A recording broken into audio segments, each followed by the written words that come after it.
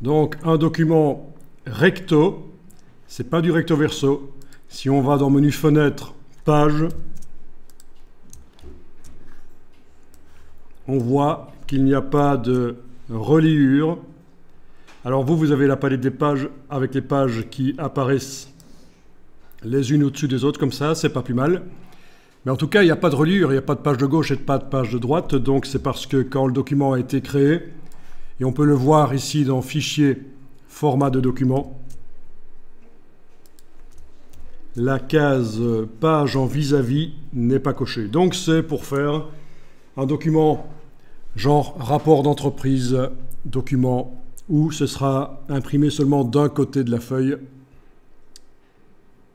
voire même, on peut quand même demander d'imprimer de chaque côté de la feuille, mais pour économiser du papier, mais le document, lui, est prévu pas avec des pages de gauche et avec des pages de droite. C'est certain. Il y a une première page avec un grand titre qui utilise, si je clique avec l'outil texte dedans, et là, il n'y a pas de problème au niveau des calques. Est-ce qu'il faut verrouiller, déverrouiller certains calques? Si je vais dans le menu fenêtre calque, tout a été fait pour l'instant sur un seul calque, donc je ne me pose même pas la question, mais parfois quand on essaye de mettre le curseur texte dans un document comme ça ne veut pas y aller, et c'est souvent parce que le calque qui contient le texte est verrouillé. Mais là, il n'y a qu'un seul calque pour l'instant dans ce document, c'est très simple. Donc, un grand titre qui s'appelle titre de premier niveau. Il est indiqué que c'est l'enfant de titre de second niveau. Donc il y a du parentage de style. Ça veut dire que si je modifie là sur la page 2, on a des titres de second niveau. Quand on clique avec le curseur texte, on voit ces titres de second niveau. Si je modifie certains paramètres du titre de second niveau, ça va influencer le titre de premier niveau. C'est un automatisme qu'on met en place pour gagner du temps quand on fait de la mise en page du parentage de style. Certains paramètres, donc si je modifie certains paramètres de ceci, ça va avoir une répercussion sur le titre de premier niveau. Par exemple, pas la couleur. Si je modifie la couleur de ceci, ça n'aura pas une influence. On va tester. Vous allez cliquer à côté de tout avec la flèche noire pour que rien ne soit activé. On va double-cliquer à droite du nom du style de paragraphe. Donc c'est menu texte, style de paragraphe, si vous ne les voyez pas. Texte, style de paragraphe, c'est là qu'on va chercher la palette des styles. On va double-cliquer à droite du nom du style pour ouvrir ces paramètres. Et dans ce cas-ci, on va aller modifier la couleur des caractères. Donc on va à couleur des caractères. Il y a différentes couleurs disponibles. On aurait pu en faire avant d'aller là-dedans, ça aurait été bien. Alors, laissez-moi... Oui, on pourrait en créer une ici aussi. Double-cliquez là-dessus. Donc quand je disais laissez-moi, ça ne veut pas dire que je me sens harcelé. Je disais laissez-moi regarder si dans mes souvenirs, c'est bien exact qu'on peut créer la couleur quand on est en train de modifier le style de paragraphe. Donc on a double-cliqué là-dessus, vous allez pouvoir créer une couleur en CMJN, pourquoi pas. Je voulais choisir, bien sûr, le fond ne sera pas jaune comme ça, c'est temporaire que le bloc a été mis en jaune. Le fond sera le papier, ce sera blanc. Je voulais choisir la couleur que vous voulez. Avec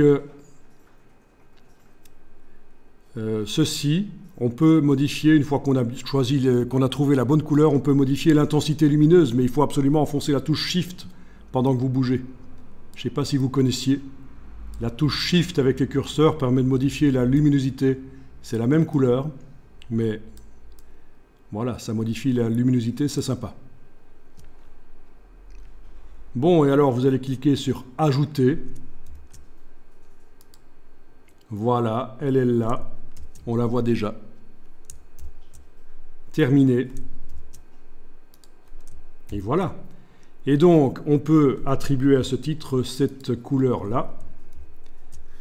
Voilà, le titre de second niveau a cette couleur-là.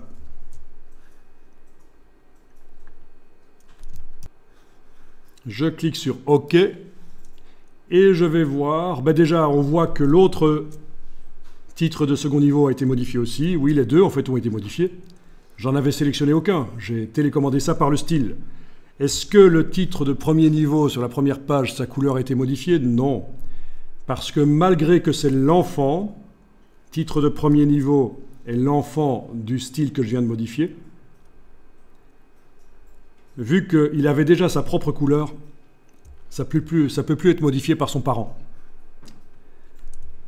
Alors remarquez qu'on a quelque chose qui est bizarre, mais pas tellement. Ici, on pourrait s'attendre à ce que le grand titre, le titre de premier niveau, soit le parent du titre de second niveau. On aurait pu faire comme ça. Mais techniquement, ça ne pose aucun problème que le titre de second niveau soit le parent du titre de premier niveau. Donc, en n'ayant rien sélectionné, si vous double-cliquez à droite du nom du style de paragraphe titre de premier niveau, vous voyez dans sa boîte de réglage son nom ici, voilà. Et là, c'est quelque chose que j'ai indiqué manuellement moi-même pour comprendre, pour m'y retrouver. Dans mes styles de texte.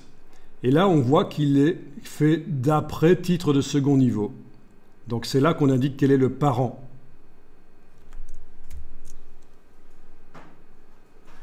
Voilà. Là-dedans, dans titre de premier niveau, on pourrait changer la couleur, évidemment.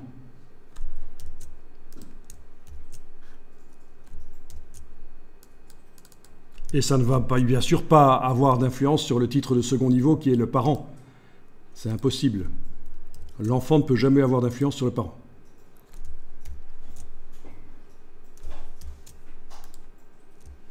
Vous voyez un peu la logique des parentages de style.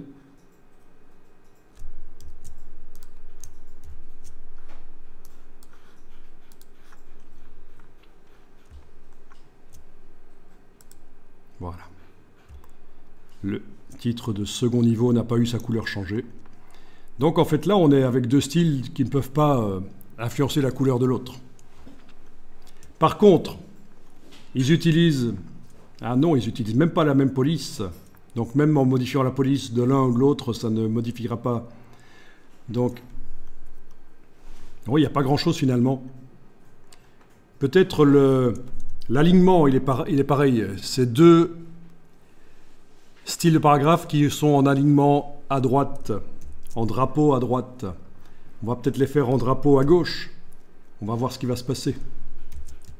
Donc en n'ayant rien qui est sélectionné, si vous double-cliquez sur titre de second niveau, donc le parent, et dans retrait et espacement, vous allez indiquer, donc je suis dans titre de second niveau, le parent de titre de premier niveau.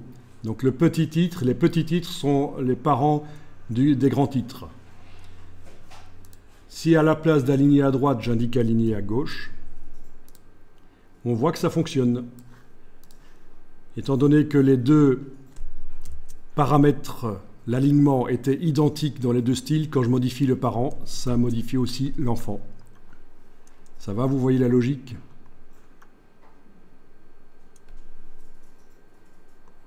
Il y a peut-être autre chose qui peut également être commun. Je retourne dans titre de second niveau, à la partie format de caractère de base. Peut-être que l'approche, l'espacement global entre les caractères est commun aux deux styles. Je suis en train de modifier le style parent. Ça devrait avoir une influence sur le style enfant. En effet, j'ai remis l'approche à 0. Et maintenant, OK. Les caractères se sont rapprochés sur les titres de second niveau, forcément, c'est ce que je viens de modifier, mais aussi sur l'enfant, le titre de premier niveau. Voilà.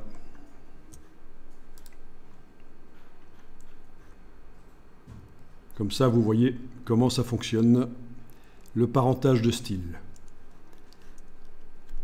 Évidemment, si vous faites un petit document de 4 pages, vous n'allez pas nécessairement avoir besoin de faire ça parce que ça va être beaucoup de choses, beaucoup d'énergie pour mettre en place ce système de parentage de style pour pas grand-chose. Pour un petit document, un menu ou quelque chose comme ça, ça vaut pas la peine.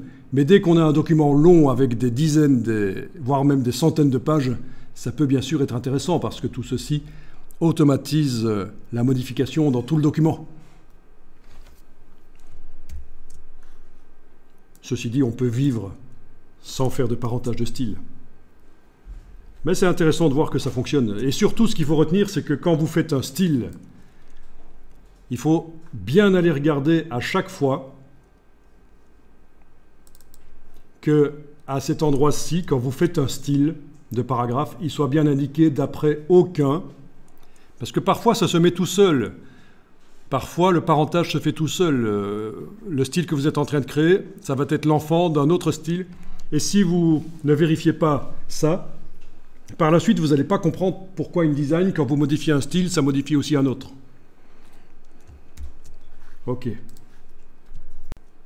Alors on va enlever les fonds jaunes sur les blocs. Finalement, ça ne nous sert plus. C'était juste au début pour arriver à voir où étaient les blocs. Bon, je vais peut-être sélectionner le premier bloc là. Voyons un peu. On va voir si on peut faire un rechercher remplacer de couleur. On va voir. Même si ici, il n'y a que 3 blocs jaunes dans le document, ce serait facile de manuellement leur enlever leur couleur, mais voyons un peu si édition, rechercher, remplacer, couleur, on arrive à faire une recherche par la couleur. Dans quelle couleur? Il n'y avait même pas besoin de sélectionner en fait le bloc. Donc c'est du jaune que je recherche. La plage de teinte, oui, c'est à 20% de jaune, mais je pense que si on indique de 0 à 100%, il va trouver tous les jaunes. Et on va remplacer par la couleur papier. Non, on va remplacer par 100. Aucune couleur. Il n'y a même pas besoin de mettre une couleur blanche dans le fond du bloc, aucune couleur. Donc je recherche dans le document, dans tous les blocs du document. Je clique sur tout remplacer. Il en a trouvé 3. Et voilà, OK, terminé. Donc vous venez de voir comment, par rechercher remplacer, on pourrait chercher des blocs qui ont une certaine couleur et les remplacer par une autre. Pourquoi pas? Plutôt que de tout faire manuellement. Là, ça aurait été facile parce qu'on n'a que 3 blocs. Il n'y avait que 3 blocs sur 3 pages qui avaient la couleur jaune. Mais imaginez, vous en avez 50, 120 pour des très longs documents. Bien, vous voyez le chaînage quand vous sélectionnez un des blocs. Vous voyez que le texte coule d'un bloc à l'autre. Vous le verrez si vous avez dans la palette des outils l'affichage normal ici. Donc c'est du texte en flux continu.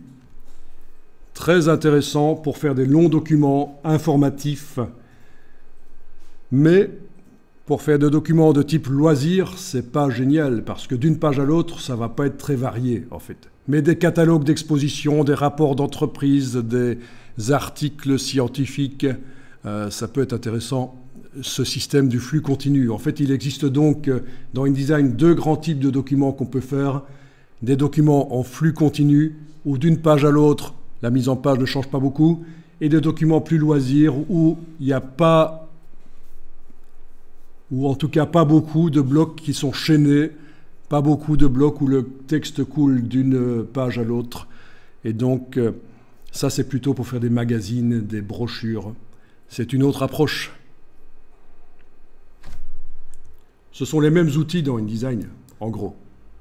Tout ce qu'on apprend dans InDesign, les outils, sont utilisables pour faire un type de document ou l'autre.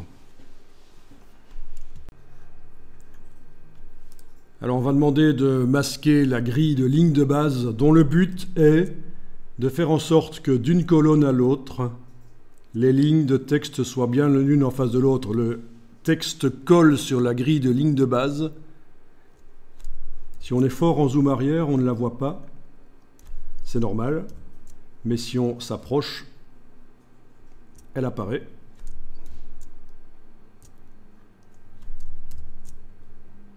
Alors, ça fait partie des qualités typographiques d'un document que d'une colonne à l'autre, le texte soit à la même hauteur. Alors ça a l'air un peu ridicule et c'est un détail en fait. Mais la somme de petits détails comme ça dans un document la somme fait que le document a l'air typographiquement très valable. C'est ça l'astuce. Pour qu'un document ait l'air typographiquement être haut de gamme, valable d'un point de vue mise en page et qualité du texte, je parle de la qualité visuelle du texte, il faut une somme de petits détails. Ce n'est pas un gros truc à enclencher dans InDesign pour que le texte soit valable. Pas encore. Mais je vous rappelle que InDesign est le dernier logiciel du trio infernal Illustrator, Photoshop, InDesign. C'est le dernier qui n'a pas encore intégré l'intelligence artificielle. Ça ne saurait que venir. Vous aurez bientôt des assistants d'intelligence artificielle pour faire de la mise en page. Et là, ça va changer la donne. Un peu comme maintenant dans Photoshop, les gens qui font des choses géniales dans Photoshop, voire même maintenant dans Illustrator. Vous avez eu l'occasion de tester la génération dans Illustrator. Voilà, quand on maîtrise un peu les réglages et les prompts, c'est assez bluffant quand même. Donc, cette grille de lignes de base, on va l'enlever de l'affichage. Affichage, grille et repère. Et on va demander masquer la grille de ligne de base. Voilà, elle est partie. Mais en fait, il y en avait deux. Pour ceux qui sont un peu attentifs, il y en avait une différente dans le bloc ici. De la première page, il y avait une grille un peu différente. Mais voilà, en ayant demandé de masquer la grille de ligne de base, en fait, on a masqué la grille de ligne de base du document qui s'applique sur toutes les pages, plus celle qui s'applique spécifiquement sur certains blocs.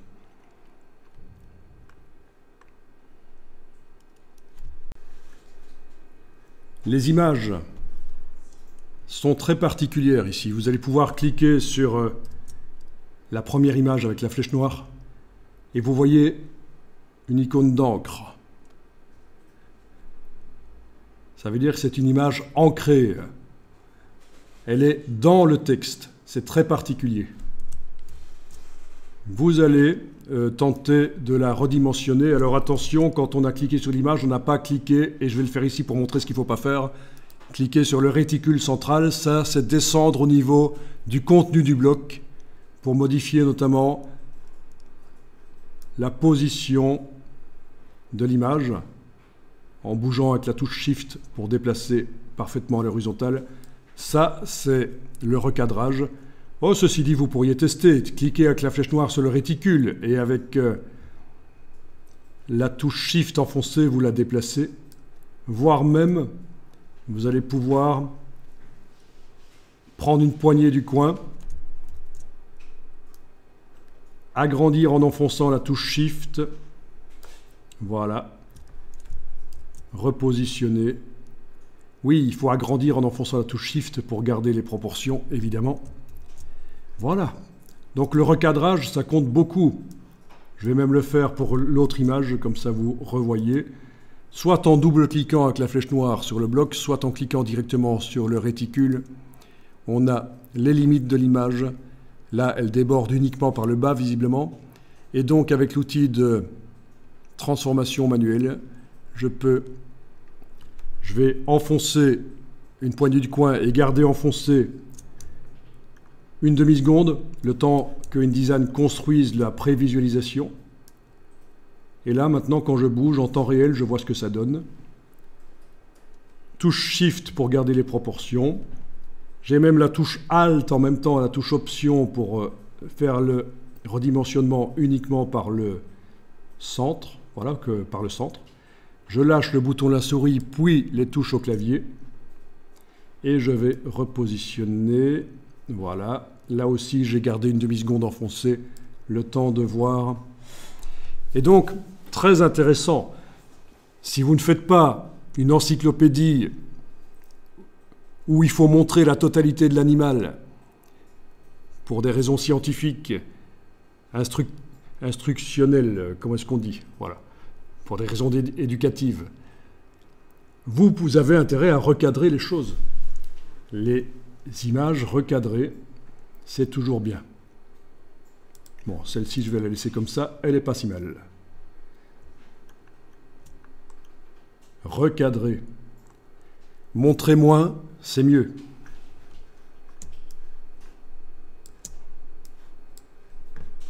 Alors, vous allez pouvoir enregistrer le document. Enregistrez-le dans le dossier d'assemblage. Je vais indiquer ici à la fin -02.